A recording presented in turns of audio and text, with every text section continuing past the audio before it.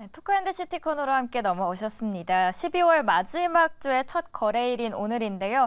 오늘은 유한타증권의 글로벌 자산배분 본부의 김동관 매니저 모시고 올해 증시를 함께 진단하면서 내년도 투자 전략 과연 어떻게 세우면 좋을지 함께 이야기 나눠보는 시간 갖도록 하겠습니다. 매니저님 안녕하세요. 안녕하십니까. 저희가 크리스마스를 딱 지나고 왔는데 앞서서 제가 이화진 과장님께 크리스마스 어떻게 보내셨냐 여쭤보니까 알코올과 함께 하셨다고 했거든요. 매니저님께서는 어떻게 보내셨나요? 네, 저는 감기와 함께 보냈습니다. 감기와 함께요? 네. 열심히 취미 활동으로 러닝을 하시면서 네, 너무 열심히 하다 보니까 감기에 조금 걸렸습니다. 감기를 이겨내고 오늘도 함께 해주고 계신 만큼 열심히 잘 부탁드리도록 하겠습니다. 먼저 이 끝이 다가오고 있는 2023년 증시 결산 어떻게 다가오고 있는지부터 알아보도록 하겠습니다. 유한타증권의 글로벌 자산배분 본부에서는 올해 좀 제시했던 증시 전망 결과와 비슷하게 맞았던 것 같아요.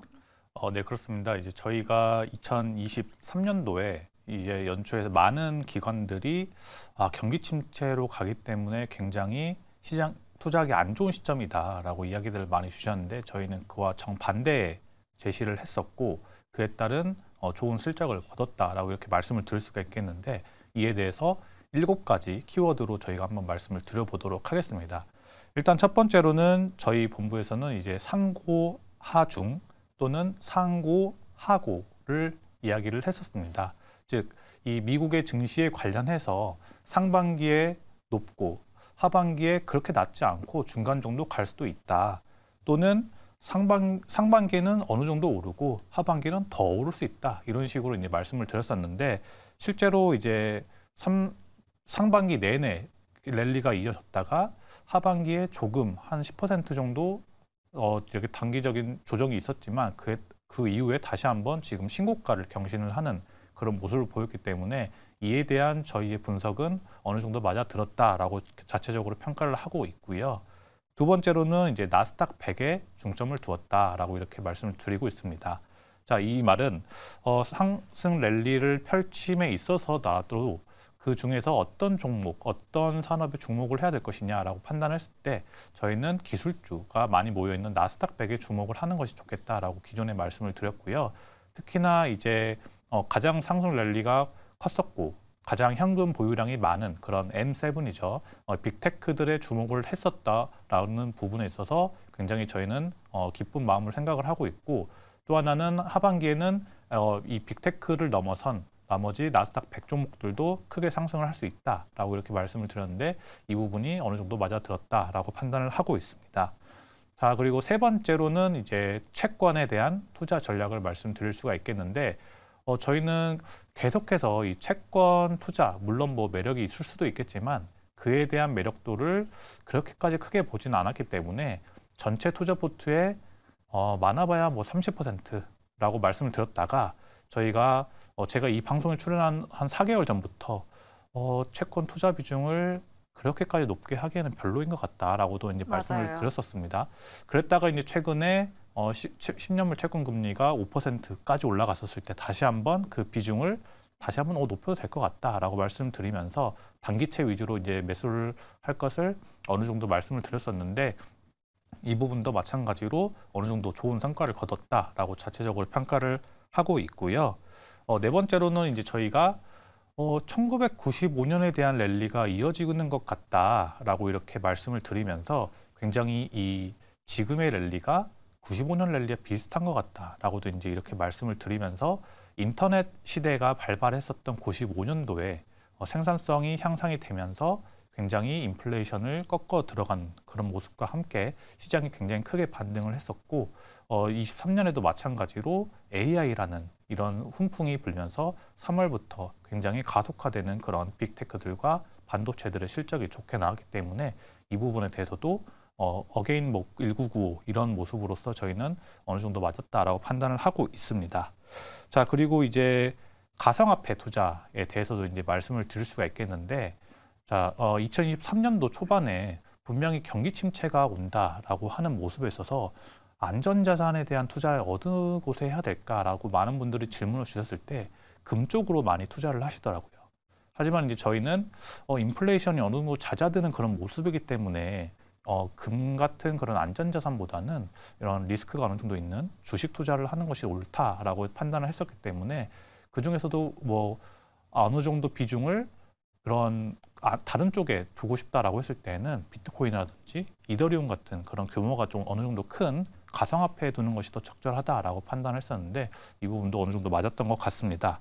자, 그리고 유가 관련된 부분에 있어서도 저희가 늘 말씀드렸던 부분은 유가에 대한 상승 랠리가 그렇게 크지 않을 것이다라고 얘기를 하면서 이제 사우디아라비아 같은 큰 국가에 대한 2030 비전 자체가 자, 유가를 팔아서 자기들이 유치하고 싶은 곳들이 전기차 또는 4차 산업혁명 그런 곳들에 투자를 해서 그런 지금 4차 산업 랠리에 편승을 하고 싶다라고 이렇게 아예 비전을 제시를 했었습니다.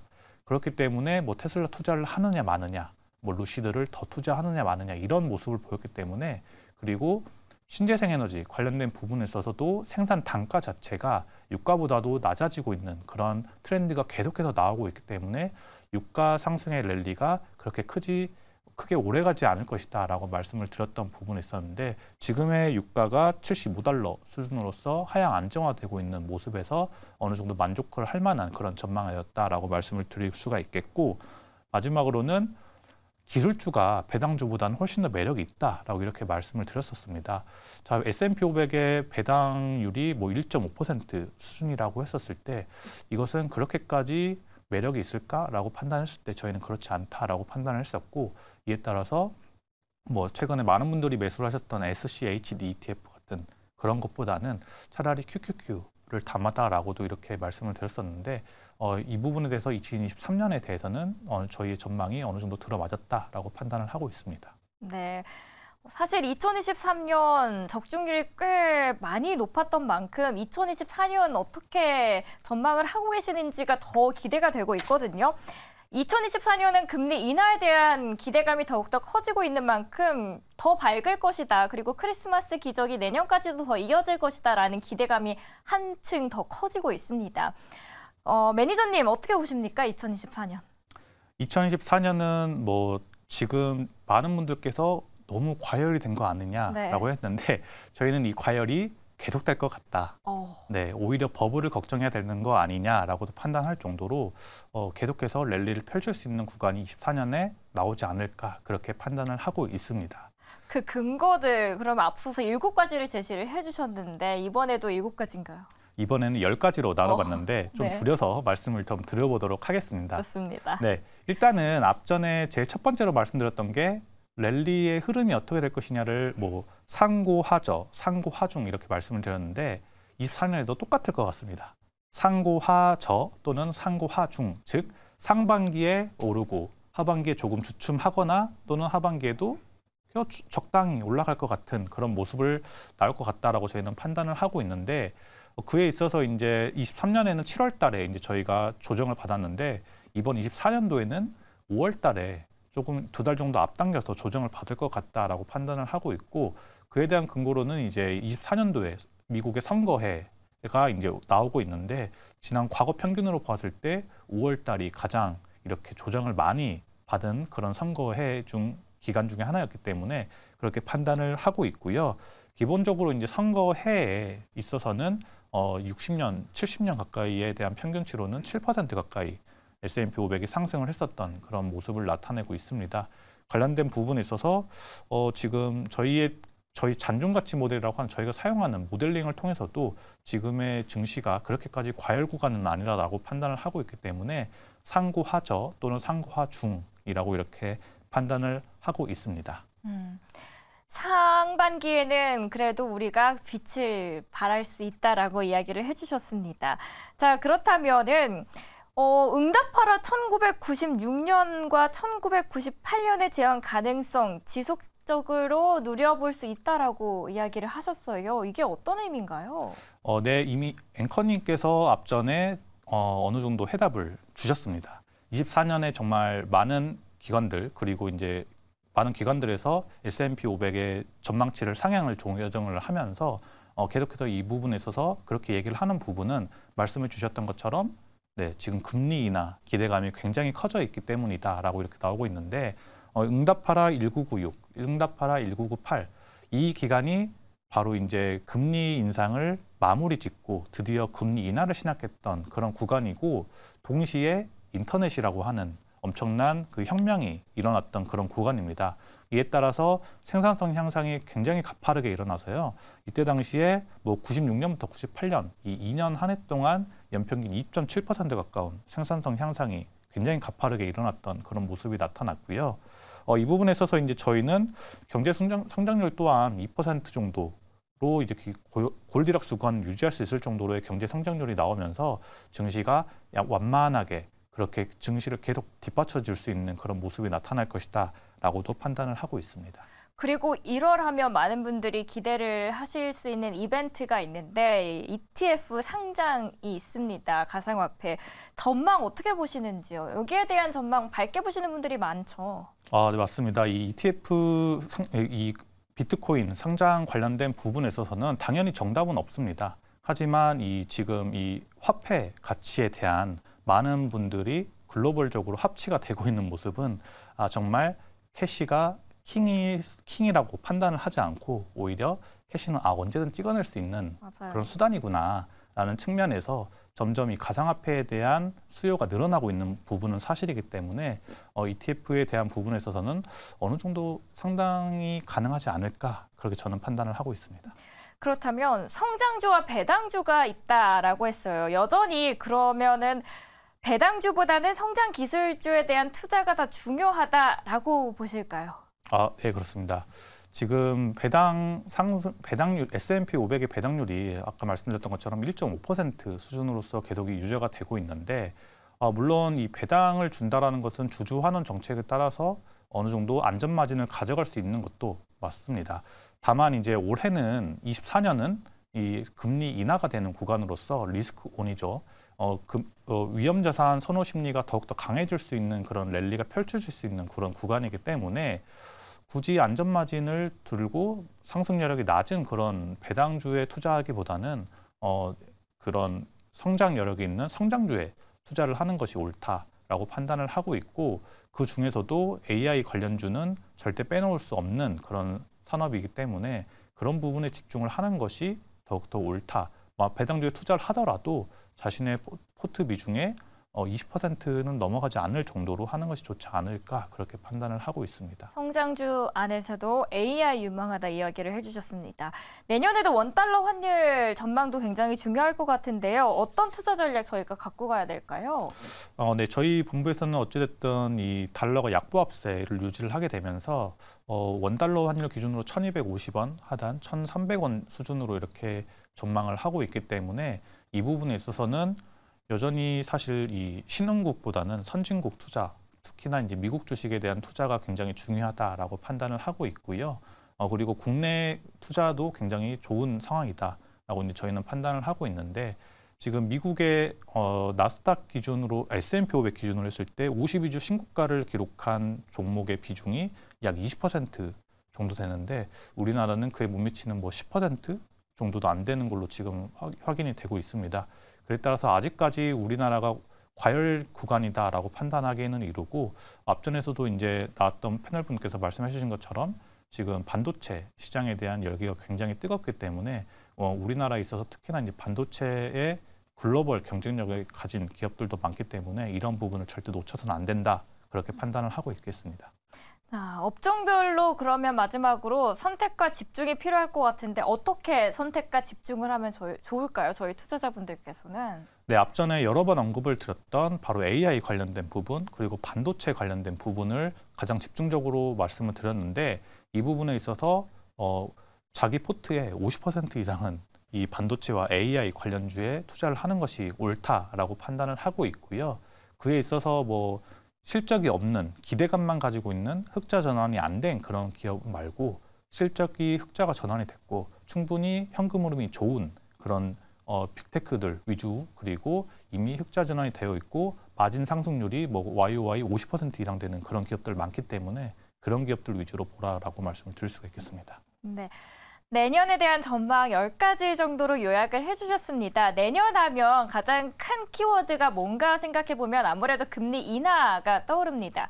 그러면 금리 인하가 어느 정도길래, 어느 정도의 영향력을 주길래 이렇게 사람들이, 많은 분들이 주목을 할까 궁금해지는 시점인데요. 또 데이터들을 많이 분석을 해주시잖아요, 매니저님께서는. 과거에는 어떤 영향을 금리 인하가 시장에 줬을까요?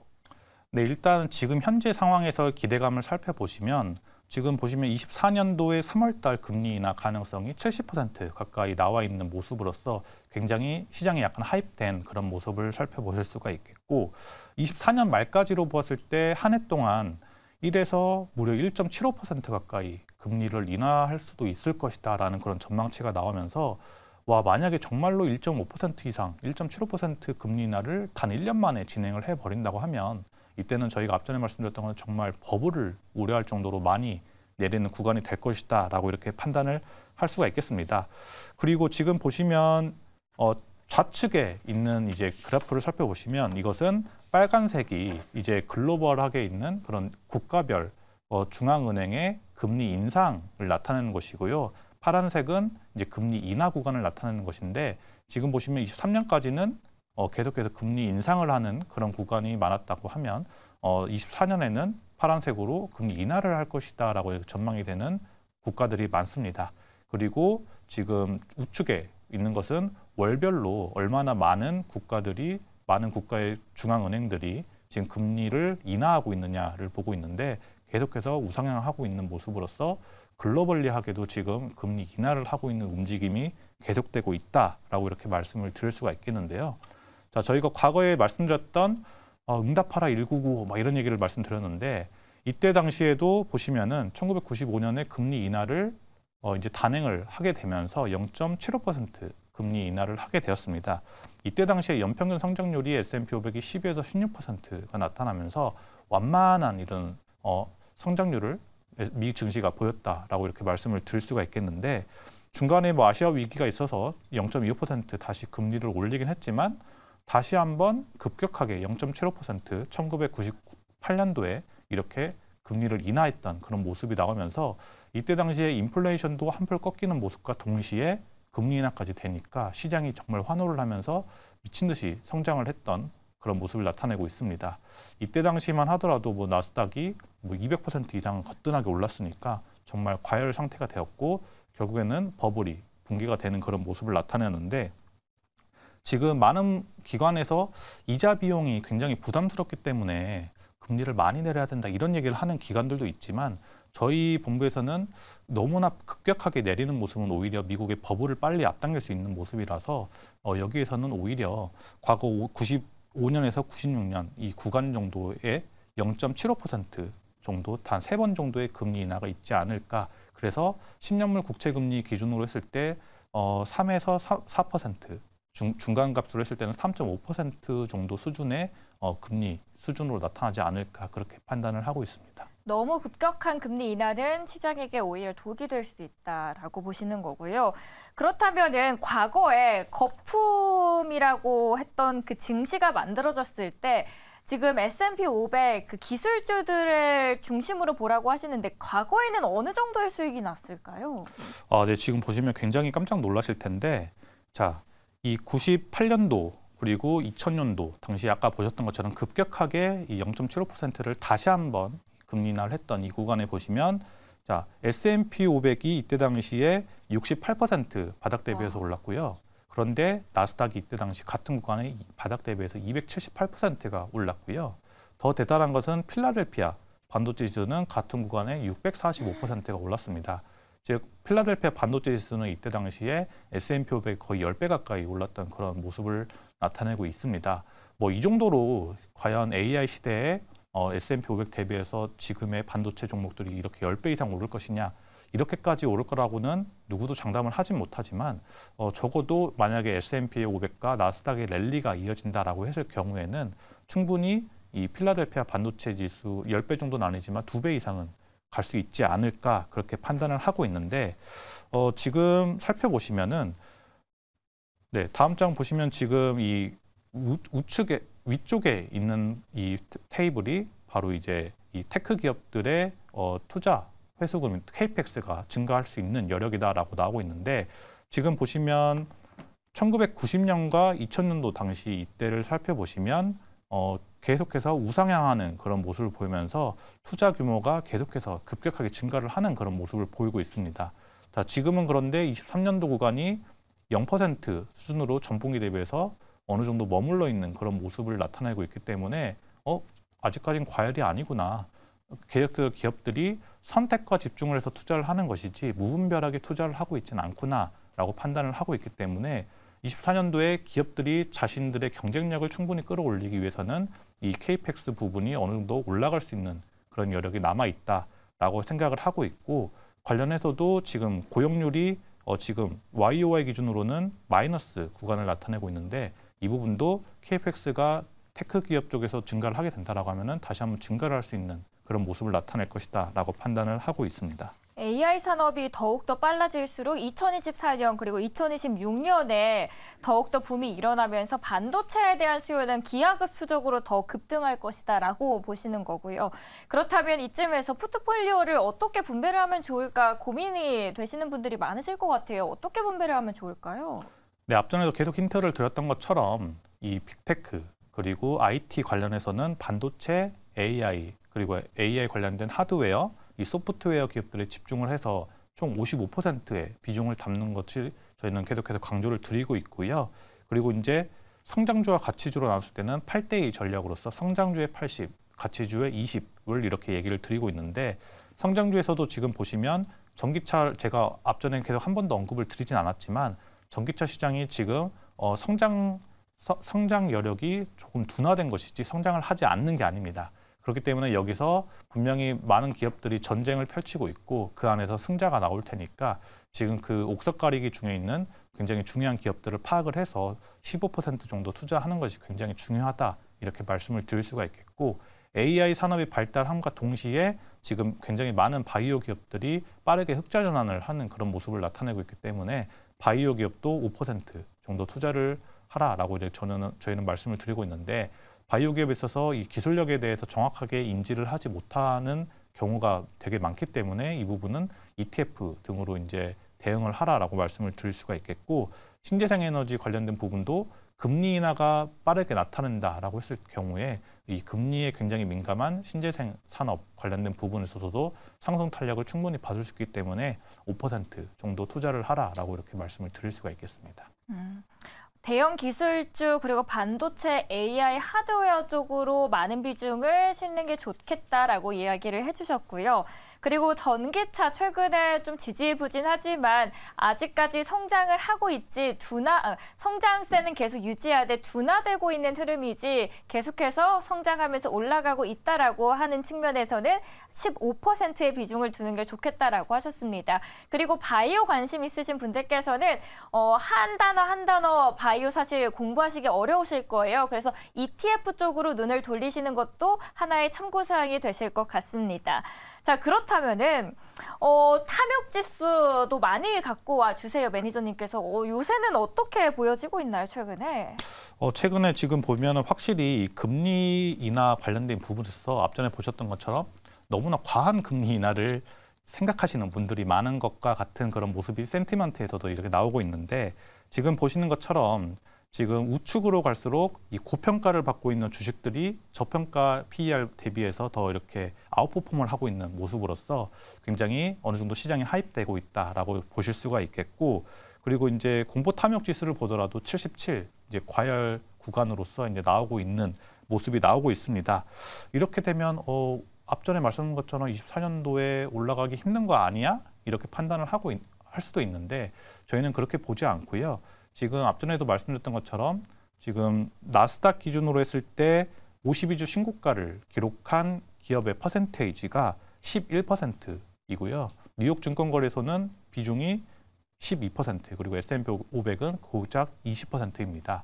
그러니까 아직도 많은 기업들이 랠리를 펼칠 수 있는 그런 룸이 많이 남아있다라고 판단을 하고 있고 이런 전체적으로 52주 신고가를 기록하는 기업의 수가 뭐 30%, 50% 이렇게까지 많아진다라고 했을 때는 정말로 위험한 구간이지만 그 부분은 아니기 때문에 아직은 그 과열 구간이다라고 판단하기에는 단순히 피어 앤 그리드 인덱스를 보고 판단하기에는 시기상조이다라고 저희는 판단을 하고 있습니다. 자, 그렇다면 달리는 말에 저희가 올라타도 될까요? 라고 질문을 드리면 올라타라라고 하실 것 같거든요. 네. 그렇다면은 어떤 비중을 갖고 어떤 전략을 갖고 저희가 마지막으로 다음 해를 대비를 하고 준비를 하면 좋을까요?